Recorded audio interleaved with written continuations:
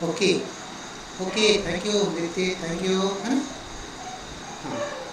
हाँ, we should start from, specially जो आज हम लोगों ने फर्स्टली क्लास शुरू करने जा रहे हैं। वैसे तो हमारा ये बेसिकली नीट बेस्ड है स्टडीज़। और firstly I would like to thanks to Ashish ji, क्योंकि आशीष जी की वजह से एक्चुअली हम टेक्नोलॉजिकली इतना एडवांस हो पाए। और हम उम्मीद करते हैं कि हम इस प्रोसेस को हम आगे कंटिन्यू करेंगे। और आज हम लोग बात करेंगे नीट के एग्ज़ाम की जो बेसिक प्रिपरेशन है उसमें हम कैसे बेहतर कर सकते हैं। तो यहाँ पर आपको पता है कि जो नीट है इसमें सबसे इम्पॉर्टेंट पोर्शन बायोलॉजी का होता है। और ये बायोलॉजी लगभग 50% पार्ट बायोलॉजी है। जब हम बायोलॉजी की बात करें तो वहाँ पर कैसे शुरुआत करें। बेसिकली हमारा सिलेबस तो मेनली NCERT बेस्ड ही होता है, लेकिन उस सिलेबस को हम किस ढंग से प्रिपेयर करें ये बहुत इम्पॉर्टेंट होता है। तो हम जो है यहाँ पर पहले तो आपको बताया है कि हम किस तरीके से इसको स्टडी करें। सबसे पहले हम देखेंगे कि वो पोर्शंस जो बाकी पार्ट हमारे बायोलॉजी के जो सिलेबस के हैं वो जिससे मैक्सिमम इंटर कनेक्शंस होते हैं, इंटर रिलेशंस होते हैं, उन कनेक्टेड और इंटर रिलेटेड टॉपिक्स को हम सबसे पहले डिस्कस करेंगे। राइट, अब वो टॉपिक हम लोग जो यहाँ पे बात करेंगे वो है, हम सबसे पहले देखेंगे सेल बायोलॉजी का। राइट, और सेल बायोलॉजी सबसे इम्पॉर्टेंट टॉपिक है। इसमें हम देखें तो सेल बायोलॉजी में हम सबसे पहले बात करेंगे सेल के बारे में। सेल जो है इसको हम लोग बेसिक यूनिट ऑफ लाइफ कहते हैं। क्यों?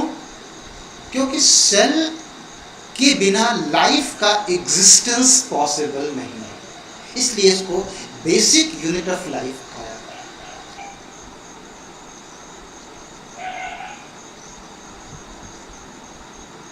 यस फ्रेंड्स,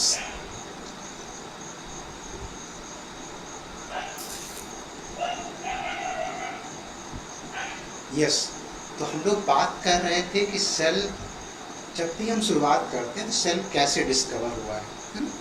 तो अब यहाँ पर दो चीज़ें इम्पॉर्टेंट हैं। एक तो सेल की डिस्कवरी। जब हम बात सेल के बारे में करेंगे तो सेल को हम दो पार्ट में स्टडी करेंगे। सबसे पहले इसका हम हिस्टोरिकल बैकग्राउंड देखेंगे, उसके बाद हम सेल के स्ट्रक्चर और उसके फंक्शंस की बात करेंगे। अब जब सबसे पहले बात आती है कि सेल को हम किस तरीके से स्टडी करते हैं, और वो ब्रांच बायोलॉजी की जिसमें सेल की स्टडी की जाती है, फर्स्टली हम उस बात को देखते हैं। तो आपको पता है कि सेल की स्टडी के लिए जो ब्रांच है उसको लोग साइटोलॉजी कहते हैं। Cytology is the branch of biology which deals with the structure, chemical composition and functions of the cell and their cell organelles. Cytology एक ब्रांच है जिसमें हम सेल की स्टडी करते हैं। अब एक सवाल हमसे नीट में पूछा जाता है कि name the person who used the term cytology for the first time. यानी वो कौन सा साइंटिस्ट है जिसने साइटोलॉजी टर्म यूज किया है। तो इसको आप सभी जानते हैं, शायद पहचानते होंगे। देखिए ये सज्जन है, किसी को मालूम है कौन है? Yes, identify. ये पर्सन है हार्ट्रिक। ठीक, तो the term cytology was coined by Hertwig in 1892 for the branch of biology dealing with detailed study of cell. लेकिन अब जब साइटोलॉजी की बात आई तो सेल के अंदर फर्दर स्टडीज की गई और ये देखा गया सेल के अंदर एक पार्ट है जो कैरेक्टर्स को कैरी करता है from one generation to other, जिनको बाद में हम लोगों ने न्यूक्लियस के रूप में आइडेंटिफाई किया, जिसमें क्रोमोसोम्स होते हैं। तो इसका मतलब जो जेनेटिकल, जो आपके ट्रेट्स की जो हेरिडिटरी है, वो इनहेरिटेंस जो है वो इसी सेल साइटोलॉजी से जुड़ा हुआ है। तो अब साइटोलॉजी को जेनेटिक्स से कोरिलेट किया गया और एक नई ब्रांच डेवलप की गई जिसको हम लोग कहते हैं साइटोजेनेटिक्स। ठीक, तो अब बात करते हैं, एक मुलर नाम के साइंटिस्ट ये हैं who used the term cytogenetics for the first time, covering the cytological studies as well as genetical studies together। तो अब आपके पास दो टर्म हो गए, one term is cytology and that is cytogenetics. Cytology term was coined by Hertwig, जबकि cytogenetics term was first used by Muller. अब यहाँ बात आती है, साइटोजेनेटिक्स में जो मैक्सिमम रिसर्चर्स हैं, जो पायनियर रिसर्चर है साइटोजेनेटिक्स का, वो कौन है, जिनको हम फाउंडर ऑफ साइटोजेनेटिक्स कहते हैं। तो आपने पढ़ा होगा W. फ्लेमिंग। ठीक, वैल्टर Fleming was a German biologist who regarded as the founder of cytogenetics। ये बहुत इंपॉर्टेंट है, ये हमसे पूछा जाता है। अब जब हमने बात कर ली इन ब्रांचेस के बारे में, डिफरेंट ब्रांचेस जो साइटोलॉजी से जुड़ी हुई हैं, इंटर रिलेटेड हैं। इसका मतलब अगर हम सेल के बारे में पढ़ते हैं तो हमें बहुत ज़्यादा बेनिफिट मिलता है जेनेटिकल स्टडीज़ के अंदर। इसलिए साइटोलॉजी एक सेपरेट ब्रांच न पढ़ के हम साइटोजेनेटिक्स के रूप में पढ़ते हैं, इसलिए बहुत इंपॉर्टेंट पार्ट रहता है। अब जब हम बात करेंगे सबसे पहले इसके हिस्टोरिकल बैकग्राउंड के बारे में कि सेल का हिस्टोरिकल बैकग्राउंड क्या है। साइटोलॉजी में हिस्टोरिकल, इसमें किस तरीके से डिस्कवरीज हुई। और सबसे पहला हमसे क्वेश्चन पूछा जाता है कि जो सेल है इसको किसने डिस्कवर किया है। Who discovered cell for the first time. शायद आप सबको पता होगा, हम सब ने इसको पढ़ रखा है, कई बार पढ़ा है, और शायद हमारा जो पहला जो हमने स्लाइड बनाई है उसमें उन्हीं का फोटो पड़ा हुआ है। ठीक, तो अब सेल जो है इसको किसने डिस्कवर किया है, हम इसकी बात करते हैं। हम सबको मालूम है, हम लोग सेल की डिस्कवरी का क्रेडिट हमेशा रॉबर्ट हुक को देते हैं। ठीक, और रॉबर्ट हुक ने कैसे सेल को डिस्कवर किया। ठीक, Robert Hooke was a Englishman, ये ब्रिटिशर थे, ब्रिटिश साइंटिस्ट थे, और वो इंग्लिशमैन थे जिन्होंने सबसे पहले सेल को डिस्कवर किया है, और सेल टर्म भी इन्होंने सबसे पहले यूज किया है।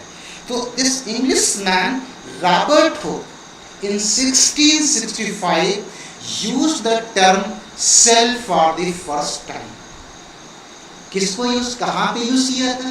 Actually what he did, he took the cork। आपको कॉर्क तो पता है, इन्होंने कॉर्क ले ली, कॉर्क वही जिसकी बॉल बनी होती है, कॉर्क को लिया और कॉर्क के थिन सेक्शन को कट किया। He took the cork and cut the thin pieces, thin sections of the cork, and these slices were observed under microscope। When he observed these thin sections of cork, he observed several honeycomb-like structures। It means they are hexagonal and polygonal chambers, and these chambers को ही इन्होंने cell कहा। तो he used the term cell for these polygonal chambers observed from thin sections of cork। इसीलिए हम लोग कहते हैं cell की डिस्कवरी रॉबर्ट हुक ने की।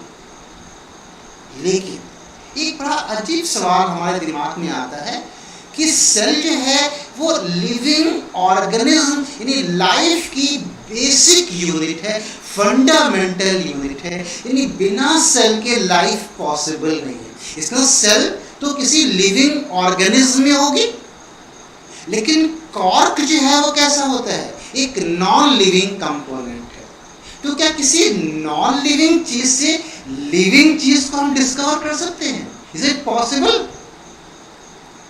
आई थिंक नो। कि नॉन लिविंग से लिविंग चीज डिस्कवर कर ली जाए, ये तो नहीं लग रहा। तो आखिर जब सेल की डिस्कवरी रॉबर्ट हुक ने की, वो भी कॉर्क से की, और कॉर्क क्या है? Non living. तो क्या कॉर्क से सेल की डिस्कवरी हो सकती है? एक डाउट। तो अब सवाल बनता है, तो कॉर्क ने जब इन्होंने सेल, कॉर्क नॉन लिविंग है, सेल लिविंग होती है, तो कॉर्क से लिविंग सेल डिस्कवर नहीं हो सकती। तो अब सवाल हमारा वही बनता है, फिर सेल किसने डिस्कवर किया? और फिर रॉबर्ट हुक ने क्या चीज डिस्कवर की? किस चीज को सेल कहा? तो ये बात करते हैं, जो सेल होती है, सेल का जो पहला जो आउटर पार्ट है, जो नॉन लिविंग होता है कंपोनेंट, इसको सेल वॉल कहते हैं। तो रॉबर्ट हुक ने जो डिस्कवर किया था, it was not actually cell, it was actually cell wall. ठीक, और सेल वॉल क्या है? It is the non living part of the cell. तो हम लोग कैसे कह सकते हैं कि सेल को डिस्कवर रॉबर्ट हुक ने किया? तो अब फिर सवाल हमसे अगला बनता है, फिर who discover cell for the first time? ये सवाल तो वहीं का रहेगा, लेकिन वो तो हम आगे देखेंगे। एक चीज और बात आती है कि सबसे पहले सेल टर्म का यूज तो रॉबर्ट हुक ने किया, लेकिन सबसे पहले ये किस बायोलॉजी की किस बुक में सबसे पहले सेल टर्म यूज किया गया है? ये भी हमसे सवाल पूछा जाता है कि cell was you published in which book of the biology for the first time? तो अब ये सवाल, इसका जवाब ढूंढने के लिए हमें रॉबर्ट हुक की एक बुक का नाम याद करना पड़ेगा, क्योंकि सबसे पहले रॉबर्ट हुक ने ही टर्म सेल यूज किया। तो इनकी बुक कौन सी है? रॉबर्ट हुक ने जो बुक पब्लिश की है इन 1665 में, उस बुक का नाम है Micrographia. That book is called Micrographia. तो first description of cell was found in the book Micrographia, published by Robert Hooke in 1665। शायद आपको याद होगा, हमने पहली स्लाइड जो है जिसमें जो फिगर दिया है वो शायद ये वाला फिगर होगा, है? इसमें देखिए रॉबर्ट हुक है, और रॉबर्ट हुक के बगल में इनकी बुक का नाम दिया है माइक्रोग्राफिया, जिसमें सबसे पहले सेल टर्म यूज किया गया। और रॉबर्ट हुक ने सेल नहीं खोजी, बल्कि सेल का नॉन लिविंग पार्ट डिस्कवर किया है, जो सेल वॉल है। तो अब फिर से हमसे सवाल बनता है कि फिर सेल किसने डिस्कवर की? नहीं? तो अब इसको देखें, तो आपने शायद एक सज्जन को जरूर पहचानते होंगे। मैं समझता हूं ये फिगर आप जरूर पहचानते होंगे, क्योंकि ये बहुत प्राइमरी क्लासेस से दिखाया जाता फिगर है। नहीं? ये कौन है? It is yes famous, yes good, very good, ये फेमस बैक्टीरियोलॉजिस्ट हैं, फेमस माइक्रोबायोलॉजिस्ट हैं। इनको फादर ऑफ माइक्रोबायोलॉजी भी कहा जाता है, एंटोनी वॉन ल्यूवेनहॉक। ठीक, इन्होंने सबसे पहले जो है ये saliva, drop of saliva, he took the drop of saliva and observed under microscope, and what he noticed several small moving organisms in the microscopic field, and these microscopic जो उनको organisms मिले उनको उन्होंने animalcules कहा। what he called animalcules, तो ये लिखा है it was Anthony von Leeuwenhoek who in 1674 first observed small free living cells from the drop of saliva and called them animalcules, later identifies as bacterial cell। इसका मतलब सबसे पहले जो free living cell discover की गई वो कौन सी थी? बैक्टीरिया की सेल थी। और आपको पता है सेल दो टाइप के होते हैं, प्रोकैरियोटिक सेल और यूकैरियोटिक सेल। तो फर्स्ट जो सेल डिस्कवर की है एंटोनी वॉन लीवेनहॉक, वो सेल कौन सी थी? Prokaryotic cell. तो आपसे ये सवाल बनता है कि first cell living cell was discovered by Anthony von Leeuwenhoek was prokaryotic cell. तो अब फिर से एक सवाल बन जाता, आखिर यूकैरियोट, मेजॉरिटी ऑफ ऑर्गेनिज्म में तो यूकैरियोटिक सेल है, तो यूकैरियोटिक सेल की डिस्कवरी किसने की होगी? नहीं, तो इसके लिए फिर हमें देखना पड़ेगा इन्हीं का दूसरा वर्क। एंटोनी वॉन लीवेनहॉक ने पॉन्ड वाटर से एक ड्रॉप ऑफ वाटर ले लिया और he observe the drop of pond water again under microscope and he noticed several protozoans, green algae and dinoflagellates. और प्रोटोजोन्स और ग्रीन एल्गी क्या होते हैं? Eukaryotic cell. इसका मतलब सबसे पहले यूकैरियोटिक सेल की डिस्कवरी भी किसने की है? Antonie van Leeuwenhoek. बात समझ में आई? तो अभी तक जो हम पढ़ते आ रहे हैं कि cell was discovered by Robert Hooke, but actually cell was not discovered. Cell, Robert Hooke observed non-living part of the cell. That was cell wall. हाँ, he used the term cell for the first time in his book Micrography. तो अब सवाल अगर हमसे पूछा जाए तो हम जवाब क्या दें? तो अगर आपके पास सवाल देखिए दो तरह पूछा जाएगा।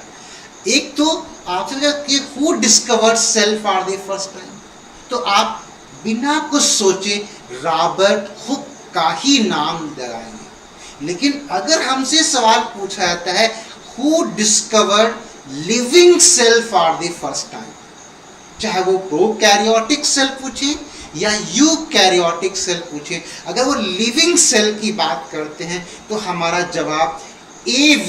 लीवेनहॉक होगा। राइट? अब हम रॉबर्ट हुक को क्यों देते हैं?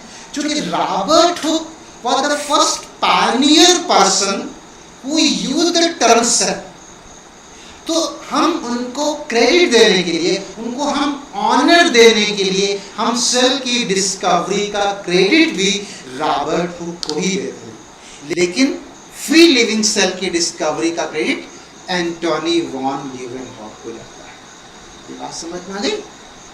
तो इस तरीके से सेल की डिस्कवरी हो गई। अब जब सेल की डिस्कवरी हो गई तो अब बनता है कि सेल के बारे में लोगों के और भी क्यूरियोसिटीज आई।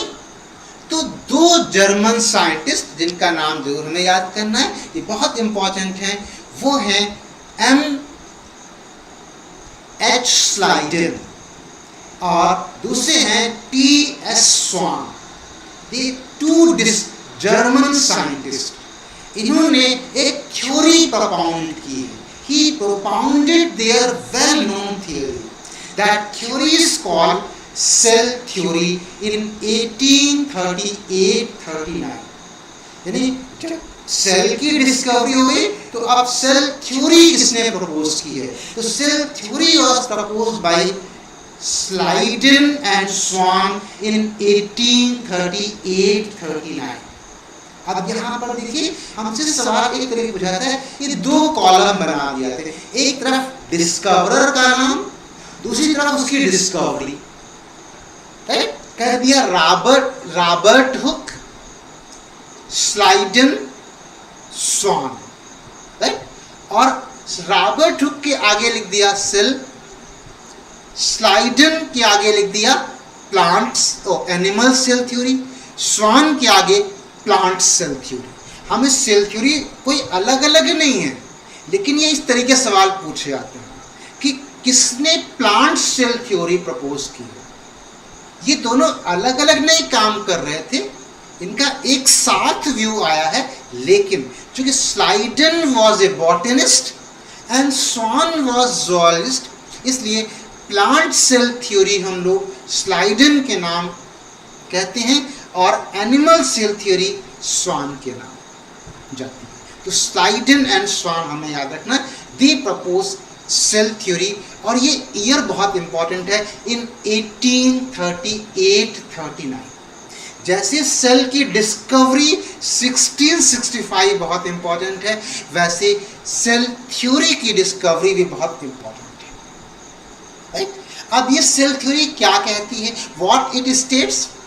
तो सेल थ्योरी में तीन बड़े इंपॉर्टेंट स्टेटमेंट हैं। There are three important statement. पहला स्टेटमेंट है कि all the living organisms are structurally made up of smaller units called cell. जितनी भी लिविंग ऑर्गेनिज्म हैं वो बहुत सारे छोटी छोटी यूनिट्स के बने होते हैं, और वो यूनिट्स को हम लोग क्या कहते हैं, सेल कहते हैं। इसका मतलब सारे ऑर्गेनिज्म का जो स्ट्रक्चर है वो किस चीज का बना है, सेल का बना हुआ है। तो हम कह सकते हैं सेल जो है हर ऑर्गेनिज्म की स्ट्रक्चरल यूनिट है। तो पहला स्टेटमेंट समझ में आ गया कि structural unit of organism cell होती है, ठीक? तो all the living organisms are structurally made up of cell. दूसरा स्टेटमेंट है कि there are considerable similarities in structure, chemical composition and metabolic activities of all the cells. इसका मतलब जितनी भी सेल्स ऑर्गेनिज्म में पाई जाती हैं उन सब का स्ट्रक्चर ऑलमोस्ट एक जैसा होता है। उनके अंदर जो केमिकल, उनका जो कंपोजिशन है, उनमें जो केमिकल्स पाए जा रहे हैं वो भी लगभग सिमिलर हैं। सब में कार्बोहाइड्रेट होता है, सब में प्रोटीन होती है, सब में फैट होता है, सब में न्यूक्लिक एसिड होते हैं, यानी केमिकली सब सिमिलर होते हैं। स्ट्रक्चरली भी सब में आपको न्यूक्लियस मिलेगा, माइटोकॉन्ड्रिया मिलेगा, है ना, गॉल्गी बॉडीज मिलेंगी, एंडोप्लाज्मिक, यानी सारी सेल्स एक जैसी होती है। इतना ही नहीं बल्कि उन सेल्स में जो बहुत सारी मेटाबॉलिक एक्टिविटीज हो रही वो भी लगभग एक जैसी होती है। ये सारी सेल्स जो हैं उनमें सिमिलरिटीज होती हैं। ये दूसरा स्टेटमेंट हो गया।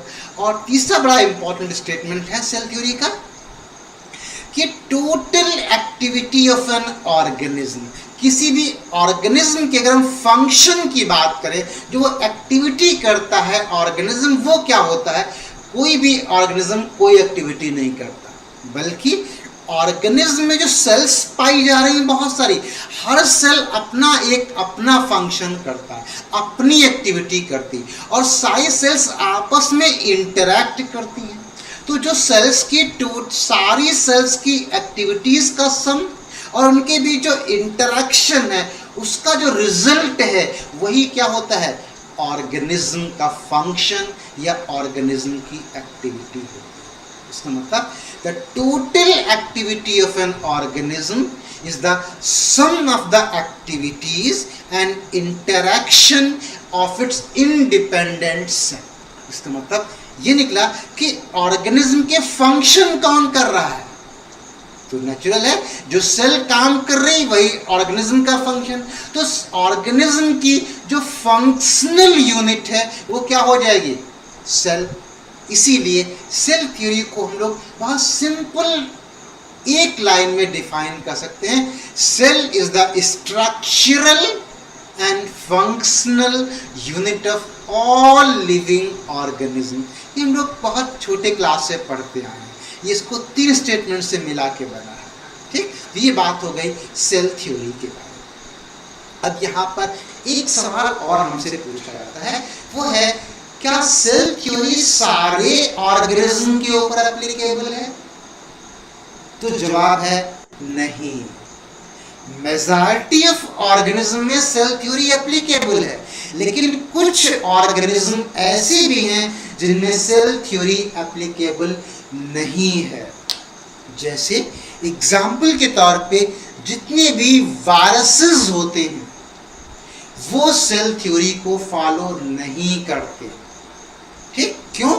क्योंकि सारे वायरसेस जो हैं ये एसेलुलर पार्टिकुलेट नेचर के होते हैं, इनमें साइटोप्लाज्म नहीं होता है।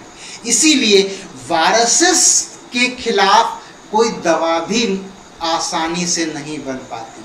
हम लोग आजकल कोविड की प्रॉब्लम से परेशान हैं और कहते हैं कोई दवा नहीं पता। क्यों? क्योंकि वायरसेस के अगेंस्ट दवा का बनना, मेडिसिन को बनाना बहुत मुश्किल होता है। क्यों? इसमें कोई मेटाबॉलिक एक्टिविटी हो ही नहीं रही, साइटोप्लाज्म है ही नहीं, प्रोटोप्लाज्म है ही नहीं, तो कोई मेटाबॉलिक एक्टिविटी नहीं हो रही। ये जो भी अपनी एक्टिविटीज करता है वो होस्ट सेल के ऑर्गेनेल्स को यूज करता है। इसीलिए viruses do not follow cell theory. दूसरा, वो ऑर्गेनिज्म जिनमें सिनोसिटिक स्ट्रक्चर पाया जाता है। सिनोसिटिक स्ट्रक्चर का मतलब क्या होता है? ऐसी सेल जिसमें न्यूक्लियस तो डिवाइड करता है रिपीटेडली, लेकिन साइटोप्लाज्म डिवाइड नहीं करता, तो एक ही सेल में बहुत सारे न्यूक्लियाई बन जाते हैं। इसका मतलब वो सेल डिवाइड होने की कोशिश तो कर रहा है, लेकिन सेल कंप्लीटली डिवाइड नहीं कर पाती। न्यूक्लियाई तो डिवाइड हो रहे हैं, साइटोप्लाज्म का कंटेंट तो बढ़ रहा है, लेकिन सेल डिवाइड नहीं कर पा रही। इसका मतलब वो जो मल्टी न्यूक्लिएट सेल है वो कई सेल्स का प्रोडक्ट हो गया। ऐसी मल्टी न्यूक्लिएटेड सेल्स को हम सिनोसिटिक कहते हैं। और जितने भी सिनोसिटिक स्ट्रक्चर हैं वो चूंकि कई सेल्स का प्रोडक्ट हैं, तो सिंगल सेल को फॉलो नहीं करते हैं, तो वो भी सेल थ्योरी को फॉलो नहीं करते। जैसे एग्जाम्पल के तौर पे राइजोपस एक फंगस है, आपको मालूम है फंजाई जो है एक ग्रुप है, एक उसका क्लास है, उसको फाइकोमाइसीड्स कहते हैं। फाइकोमाइसीड्स के जितने फंजाई होते हैं सभी सिनोसिटिक होते हैं। जैसे राइजोपस है, म्यूकर है, ये भी वही फंगस है, इसमें भी नहीं। इसके अलावा कुछ एल्गी हैं, जैसे वाउचेरिया। वाउचेरिया एक एल्गी है जिसमें सिनोसिटिक स्ट्रक्चर होता है। इसके अलावा मिक्सोमाइसीड्स, जिनको स्लाइम मोल्ड कहते हैं, स्लाइम मोल्ड में एक स्टेज पाई जाती है प्लाज्मोडिया। इस प्लाज्मोडिया को प्लाज्मोडियम से हम कंफ्यूज नहीं करेंगे। प्लाज्मोडियम क्या है?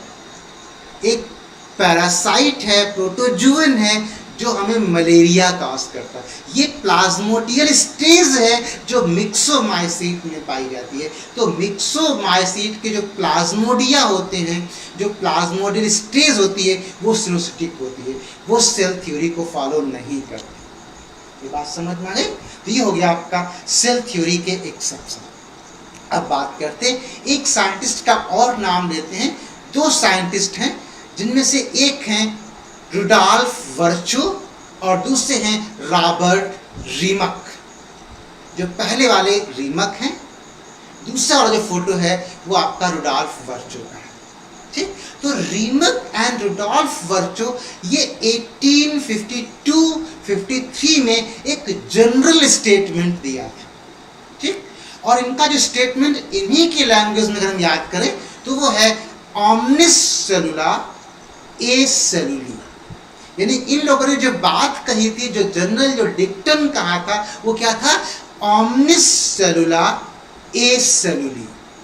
इसका मतलब क्या होता है समझ में नहीं आया होगा, क्योंकि ये एक्चुअली इंग्लिश है ही नहीं, ये लैटिन वर्ड में यूज किया गया है। इसका मतलब क्या होता है?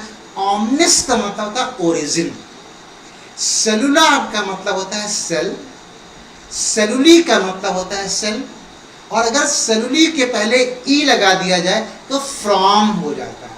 इसका मतलब सेल की ओरिजिन सेल से, यानी सेल ओरिजिनेट फ्रॉम सेल। इसका मतलब all the new cells arise from pre-existing cell. This statement, this general statement was given by Rudolf Virchow in 1852-53. लेकिन इस जनरलाइजेशन को बाद में थ्योरी के लेवल पे रेस किया गया इन 1858 में। यही स्टेटमेंट बाद में थ्योरी के रूप में बदल गया 1858 में। उस थ्योरी को हम लोग क्या कहते हैं? सेल लीनियस थ्योरी कहा जाता है। तो ये लिखा गया है later on in 1858 this important generalization was raised to the level of theory known as cell lineage theory. तो आपसे दो सवाल बन गए। सेल थ्योरी किसने प्रपोज किया? कौन? Schleiden and Schwann. जबकि cell lineage theory was propounded by Rudolf Virchow. Cell theory क्या कहती है? Cell is the structural and functional unit of life. जबकि सेल लीनियस थ्योरी क्या कहती है? All new cells arise from pre-existing cells। बात समझ में आ गई? अब देखिए इन दोनों थ्योरीज को मर्ज कर दिया गया और एक मॉडर्न सेल थ्योरी का कॉन्सेप्ट आ गया। तो मॉडर्न सेल थ्योरी क्या कहती है? दोनों कॉन्सेप्ट को मर्ज कर दो, सेल थ्योरी को और सेल लीनियस थ्योरी को। इसका मतलब cell is the structural and functional unit of life and is capable of self replication या कैपेबल ऑफ सेल्फ रिप्रोडक्शन। तो जब उसमें एबिलिटी टू सेल्फ रेप्लिकेशन जुड़ जाता है, that will become modern cell theory. ये बात समझ में आ गई? इस तरीके से हम लोगों ने cell theory, cell lineage theory और मॉडर्न सेल थ्योरी, यानी मॉडर्न सेल थ्योरी में तीन कॉन्सेप्ट इंपॉर्टेंट हो गए: स्ट्रक्चरल यूनिट, फंक्शनल यूनिट और रेप्लिकेटिंग एबिलिटी, रिप्रोडक्शन की एबिलिटी भी उसमें इंक्लूड हो गई। अब हम लोग एक साइंटिस्ट का नाम और याद करेंगे जिनका नाम है मैक्स सुल्ज। मैक्स सुल्ज ने भी अपनी एक थ्योरी प्रपोज की। That theory is called protoplasmic doctrine. Doctrine का मतलब ये थ्योरी होता है, ठीक? तो Max Schultze was proposed his protoplasmic doctrine। ये क्या कहता है? ये जो आपका प्रोटोप्लाज्मिक डॉक्ट्राइन है, it says that all the cells are composed of tiny pieces of living matter। यानी इन्होंने कहा सेल कुछ नहीं है, सेल केवल लिविंग मैटर का एक स्मॉल पीस होता है। बस इतनी बात उन्होंने कह दी कि all the cells are composed of small pieces of living matter. उस लिविंग मैटर को कहते क्या है? उस लिविंग मैटर को हम प्रोटोप्लाज्म कहते हैं। That's why it's called protoplasmic doctrine. ठीक? तो it states that all cells are composed of small masses या pieces of living matter called protoplasm, each containing a nucleus। ठीक? तो अब अगर हम इन तीनों कॉन्सेप्ट को जोड़ दें, cell theory, cell lineage theory और प्रोटोप्लाज्मिक डॉक्ट्राइन, तो एक हम बहुत बढ़िया एक कॉम्प्रिहेंसिव और स्मार्ट डेफिनेशन हम सेल की दे सकते हैं। कैसे? Cell is the smallest, well-organized, basic या fundamental unit of living matter capable of prolonged, independent existence, growth and self-replication under suitable environment। ठीक? ये हम लोगों ने सेल की डेफिनेशन। अब यहाँ बात प्रोटोप्लाज्म की आती है कि लिविंग मैटर को प्रोटोप्लाज्म कहते हैं। तो ये प्रोटोप्लाज्म कैसे डिस्कवर हुआ? ये किसने टर्म यूज किया पहली बार? तो इसकी बात कर लेते हैं। प्रोटोप्लाज्म जो टर्म है, it was first used by Purkinje in 1839। ये 1839 में सबसे पहले परकिंजे ने ये टर्म यूज किया था कि सेल के अंदर जो फ्लूइड पाया जाता है, उस viscous fluid which is present in the cell, उसको उन्होंने प्रोटोप्लाज्म कहा था। लेकिन बाद में एक साइंटिस्ट हुए ह्यूगो वॉन मॉल। कौन है? Hugo von Mohl. इन्होंने 1844 में प्रोटोप्लाज्म को सेल सैप से सेपरेट कर दिया था। क्यों? सेल सैप भी सेल के अंदर पाया जाता है, प्रोटोप्लाज्म भी सेल के अंदर होता है, दोनों फ्लूइड सेल में पाए जा रहे हैं। फर्क ये होता है, प्रोटोप्लाज्म जो है वो लिविंग मैटर है, लिविंग फ्लूइड है, सेल सैप जो होता है वो नॉन लिविंग होता है। ये जो दो टर्म है, सेल सैक और प्रोटोप्लाज्म दोनों को डिस्टिंग्विश किसने किया था? ह्यूगो वॉन मॉर ने। जबकि पर्किंजे ने जितना भी फ्लूइड सेल में पाया था उसको प्रोटोप्लाज्म कहा था। राइट? ये दो आपको साइंटिस्ट के नाम याद हैं। एक और हम नाम याद करेंगे हक्सले का। क्यों? क्योंकि हक्सले ने सबसे पहले ये बात कही थी कि protoplasm is the physical basis of life. क्या कहा था? Protoplasm is the physical basis of life. ये प्रोटोप्लाज्मिक डॉक्ट्राइन की बात हो रही है, उसी का मॉडिफाइड फॉर्म है कि प्रोटोप्लाज्म ही लाइफ का फिजिकल बेसिस है। यानी लाइफ जो है made up of living matter protoplasm. उसी चीज को हक्सले ने इस ढंग से कहा। लेकिन बाद में देखा गया कि उस वही जो प्रोटोप्लाज्म है वही उसमें बहुत सारे केमिकल रिएक्शंस होते हैं जिनकी वजह से लाइफ होती है। उसको केमिकल बेसिस ऑफ लाइफ भी कहा जा सकता है। इसीलिए प्रोटोप्लाज्म को हम जब डिफाइन करते हैं तो it is a colourless, viscous, polyphasic, hydrophilic, colloidal system and is regarded as chemical basis of life, as it is the principal seat for all physiological function। क्योंकि सेल्स में सारी फिजियोलॉजिकल एक्टिविटीज होती हैं, सारे chemical changes होते हैं, इसीलिए इसको केमिकल बेसिस ऑफ लाइफ भी कहते हैं। तो आपसे सवाल बनता है प्रोटोप्लाज्म इज अल्टरनेट में फिजिकल बेसिस ऑफ लाइफ, दूसरा केमिकल बेसिस ऑफ लाइफ, तीसरा